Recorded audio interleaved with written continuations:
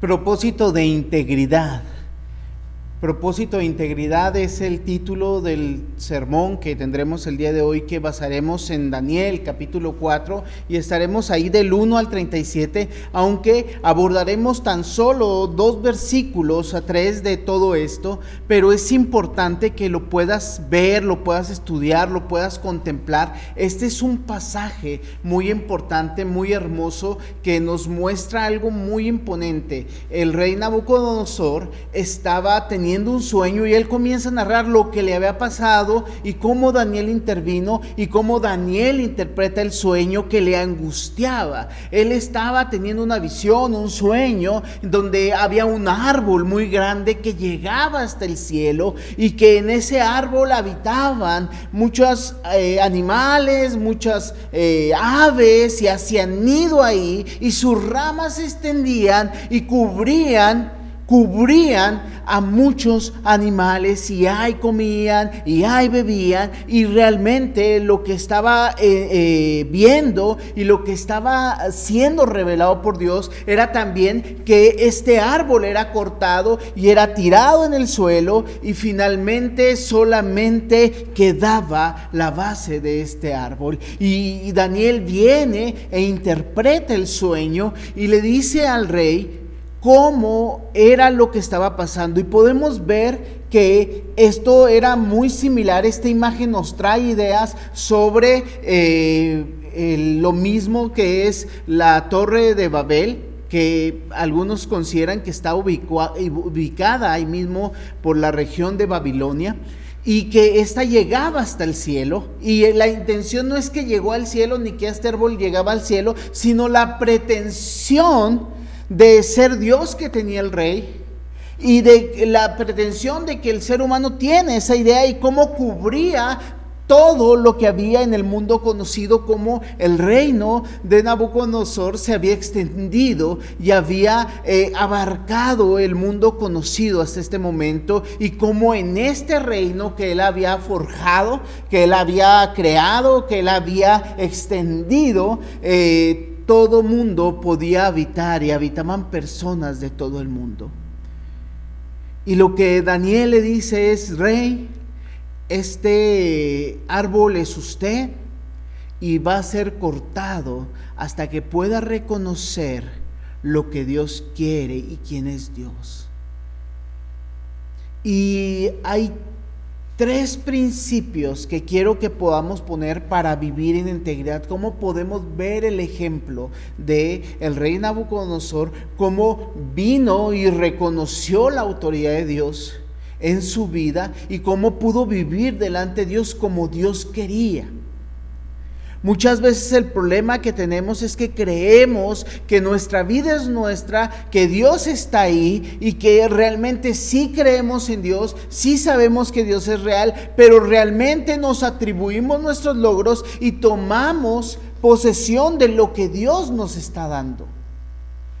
Y déjame decirte, hay algo muy interesante en el rey Nabucodonosor, porque él nos muestra y él se refleja a través de las historias de Daniel, cómo él puede reconocer que Dios es Dios, que Dios tiene autoridad sobre él, que Dios ha tenido una influencia en su reino, y el Dios de Daniel es el Dios verdadero. Pero hasta este capítulo 4, él sigue creyendo que todo lo que logra es por su mano.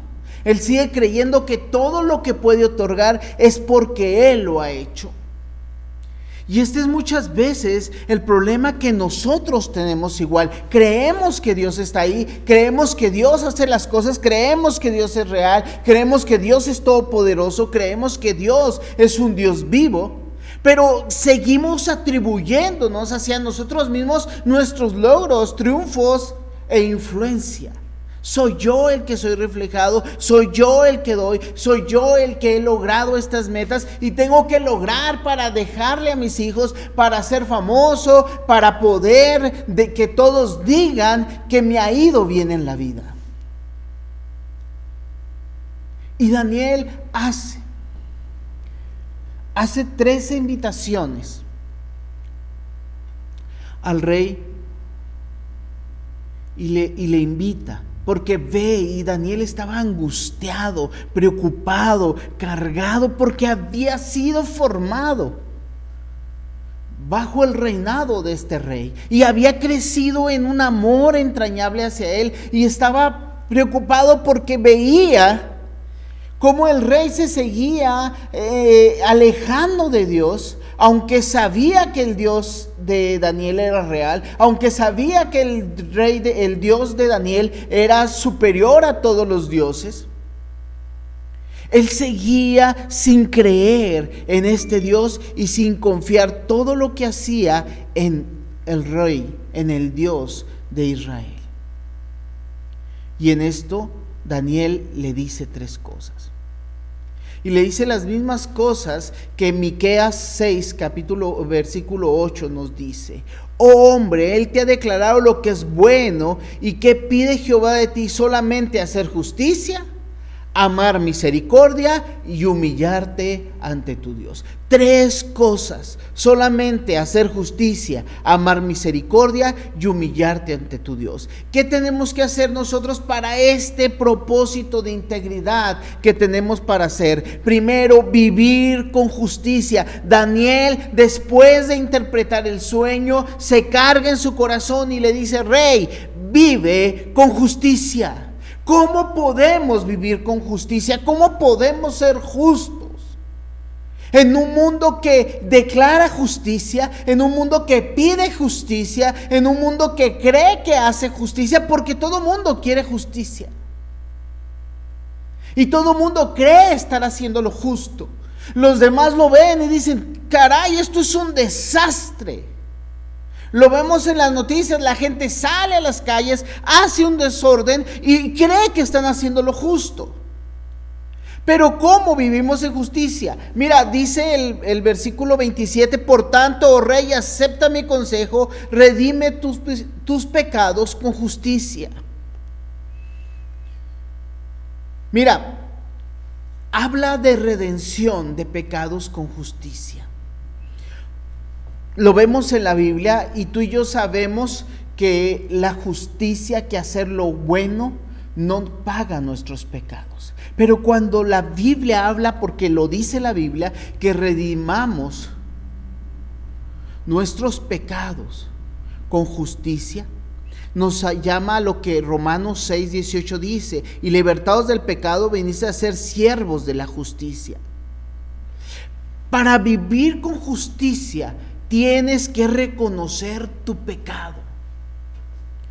El problema es que queremos ser justos y creemos que no tenemos pecado. Nadie puede ser justo sin tener claridad de que está en pecado. Porque en nuestra humanidad creemos que lo correcto es no tener nada incorrecto en nuestra vida. Lo justo es no hacer nada injusto. Y esto, cuando Dios nos llama a vivir en justicia, lo que realmente hacemos es vivir en una hipocresía, en una doble cara, en una simulación, en una apariencia de yo soy muy bueno. Pero para vivir en justicia tenemos que reconocer nuestro pecado. Por eso Daniel le dice, y otra versión dice: majestad, deje de hacer lo malo. Mira, tú y yo no podemos dejar de hacer lo malo. Dios nos ha transformado por su sangre. Dios nos ha hecho siervos de justicia. Cristo es el único que es justo. Dios es santo, santo, santo. Y Él quiere que vivamos en justicia. Él quiere que tomemos estos atributos divinos y podamos vivir en justicia y podamos ser santos, porque Él es su deseo compartir con nosotros su naturaleza. Pero para compartir la naturaleza de Dios tenemos que reconocer que ni somos santos ni somos justos. Y me vas a decir: es que ¿cómo es esto? ¿Cómo puedo ser justo? ¿Cómo puedo ser santo si soy pecador y si sé que soy injusto? Es precisamente por esto. Delante de Dios, Lo que Él quiere es que nuestra justicia sea su justicia y nuestra santidad sea su santidad.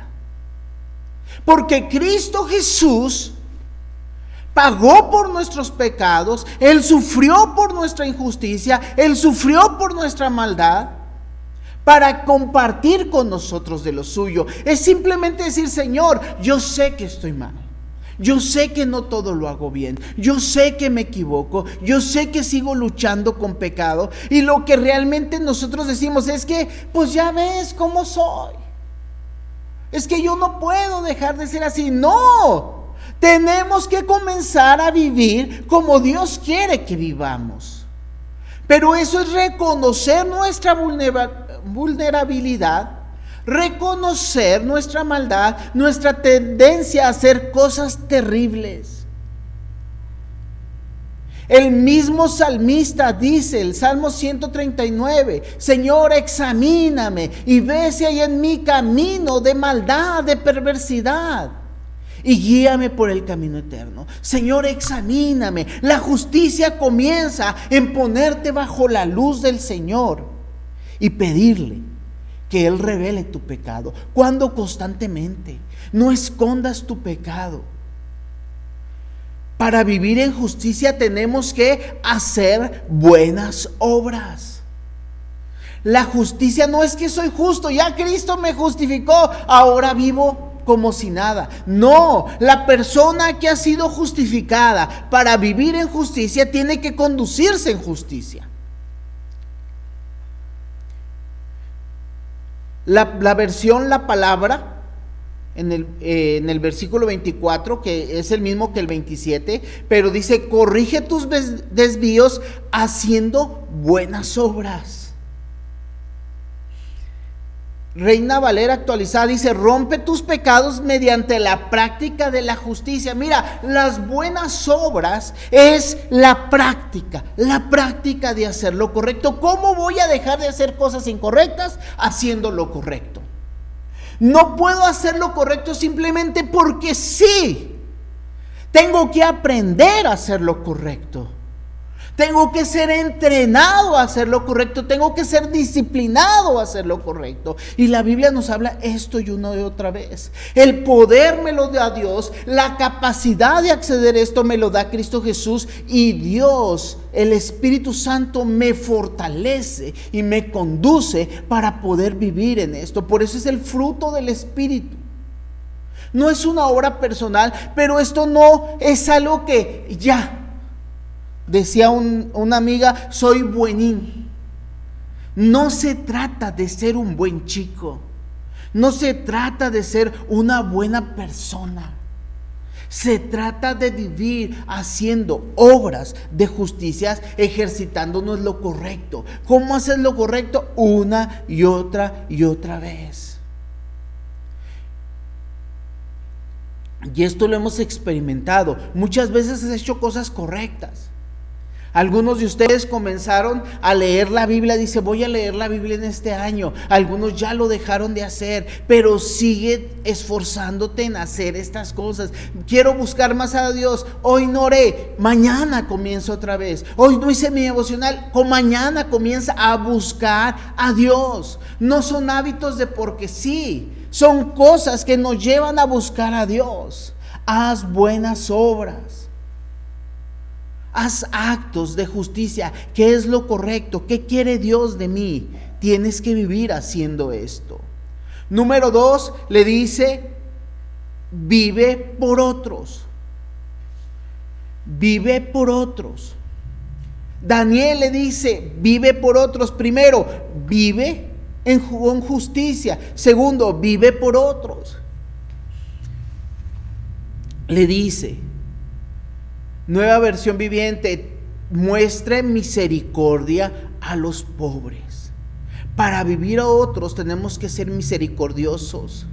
Lucas 6:36 nos dice: sed pues misericordiosos, como también vuestro Padre es misericordioso. Para vivir por otros tengo que actuar en misericordia.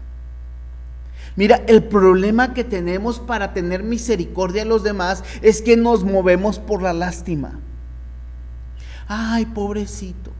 Ay, pobrecito, es que sufre mucho, es que le duele mucho, es que se siente triste, es que se siente agüitado, es que no se siente motivado. Ay, no, mira, te voy a hacer, te voy a dar. Y eso lo hacemos desde los hijos, hasta los hermanos, hasta la gente que nos rodea. La misericordia, mostrar misericordia es tener compasión del otro sin que el otro se lo merezca. Dios ha tenido misericordia de nosotros no porque nos tiene lástima, sino porque sabe que no podemos acceder a su favor. La misericordia es tener favor hacia el miserable, hacia el que no lo merece, y tenemos que darnos cuenta en nuestras relaciones interpersonales que los demás no se merecen nuestro favor.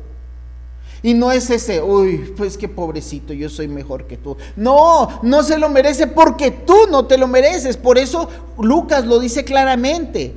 Jesús nos dice, sed pues misericordiosos como también vuestro Padre es misericordioso. Por eso comenzamos con la justicia. Por eso la justicia la comenzamos con reconocer nuestro pecado. Si yo no reconozco mi pecado, realmente no soy misericordioso. Realmente lo que tengo con los demás es lástima porque los veo hacia abajo. No puedo ver bien hacia alguien que tiene más que mí, que yo, porque él no se lo merece. Porque ¿cómo le voy a dar si él tiene más? Aunque hay veces nuestra cultura es darle más al que tiene más y menos al que tiene menos. Por eso le dice el Señor, por eso le dice Daniel al rey, muestra desprendimiento. Ayude a la gente pobre que lo necesita. Estamos acostumbrados a favorecer a la gente que nos puede dar o que nos da. Y esto es entre nuestras relaciones interpersonales, como te lo venía diciendo. Es que te amo porque me amas. Te quiero porque actúas como yo quiero. Y realmente nuestras relaciones son un intercambio, son un trueque. ¿Qué me das? ¿Qué te doy? Y tenemos que aprender a vivir hacia los demás en un favor que no se merecen porque yo mismo no me merezco el favor de Dios. La misericordia solamente se muestra cuando soy desprendido hacia los demás. Estamos acostumbrados en nuestra vida a vivir para nosotros. ¿Qué voy a obtener? Quiero que tenga yo, quiero que tengan los míos. Si le doy a alguien que no me puede dar algo, que no me va a rendir un fruto, que no me va a dar rendimiento, lo considero una mala inversión. Y esto lo hablamos desde nuestros hogares, nuestros vecinos, hasta misiones. La gente no sale ahí porque no gana nada. ¿Qué voy a ganar? Muchas veces hemos hecho cosas y la gente me llega a preguntar, ¿y qué ganamos? ¿Y qué vimos? ¿Y cuál fue el fruto que tuvimos? Hacer lo correcto por alguien. ¿Qué ganamos? Nada, no ganamos nada. ¿Qué ganó Dios al ser misericordioso con nosotros? Nada ganó Dios. El que gana soy yo. Necesitamos tener desprendimiento hacia los demás. Daniel le dice, muestre misericordia. Número 3 le dice, vive en humildad. Santiago 4:6 dice, pero Él da mayor gracia. Por esto dice, Dios resiste a los soberbios y da gracia a los humildes. La gracia de Dios es la humildad de recibir el favor inmerecido de Dios. Dios tiene gracia para con nosotros, pero ¿cómo muestra su gracia? Cuando soy humilde, reconozco mi pecado. Reconozco que no lo merezco y reconozco que los demás no lo merecen y por eso me doy. Vivir con humildad. El rey había dejado de conocer. Mira, el rey, después de que Daniel le hace esta advertencia, le dice, reconoce tu pecado, haz obras que rediman este pecado. Vive haciendo misericordia y ten favor para con los pobres. Y Dios te seguirá prosperando. Eso le dice Daniel claramente. Versículo 27, Daniel le da una advertencia. Y pasa un año. Y el rey va caminando.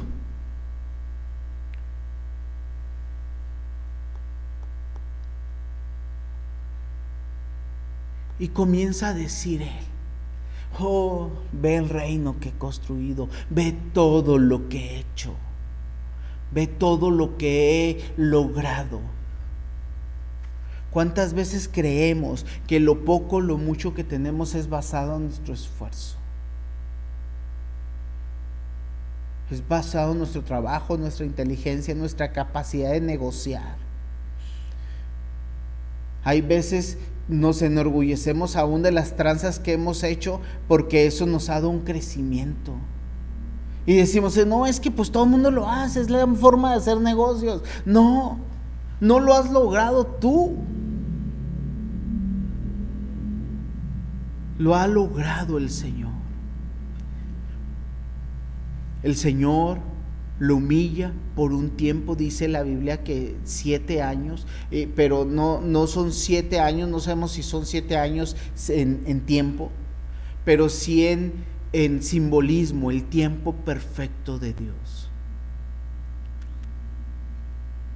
Y Él reconoce, esto pasa, esto nos lo dice Romanos, la mente del ser humano cuando es envanecida,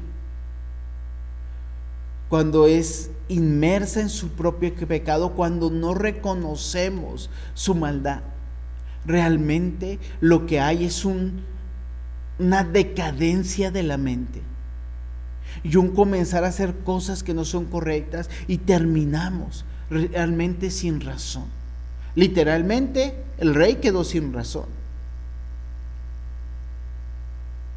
Pero muchas veces nosotros hemos perdido la razón, hemos hecho cosas detestables, hemos dicho cosas que volteamos hacia atrás y decimos: es que ¿cómo hice eso? ¿Cómo fui capaz de hacer eso? Eso se llama pecado. Eso se llama actuar sin justicia, eso se llama actuar sin misericordia hacia los demás, porque vivimos creyendo que yo me lo merezco todo y lo puedo tomar lo que yo quiera. Pero Dios quiere que vivamos en humildad. Para vivir en humildad primero tenemos que vivir en adoración. El versículo 34 dice: entonces alabé al Altísimo, honré y glorifiqué al que vive para siempre. Dios es Dios, tú no eres Dios. Tenemos que reconocer que todo es de Dios. Tenemos que reconocer que todo proviene de su mano.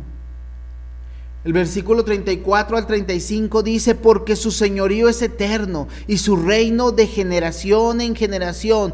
Todos los habitantes de la tierra son considerados como nada.